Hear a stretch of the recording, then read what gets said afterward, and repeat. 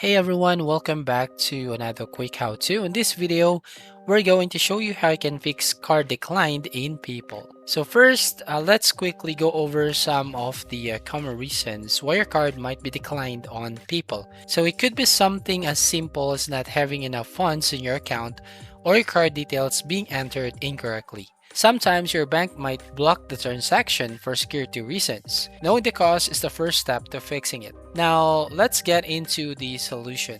So, first is we're going to check card details. So, double check your card details. Ensure that your card number, expiration date, and security code are all entered correctly. Even a small mistake can cause your payment to be declined.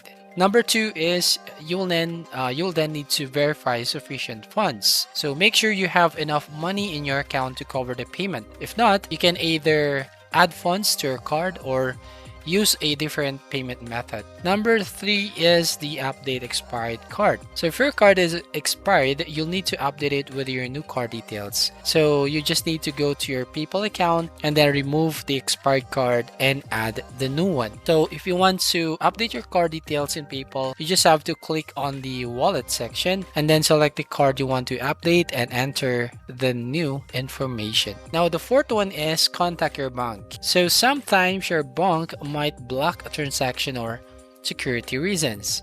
If you suspect this is the case, give your bank a call and let them know that you're trying to make a payment through PayPal. And the last one, try a different card or payment method. If all else fails, try using a different card or payment method. PayPal also supports linking your bank account directly, which can sometimes bypass card issues. So that's how you basically fix the issue on your PayPal. So thank you for watching. Please like and subscribe and see you in the next video.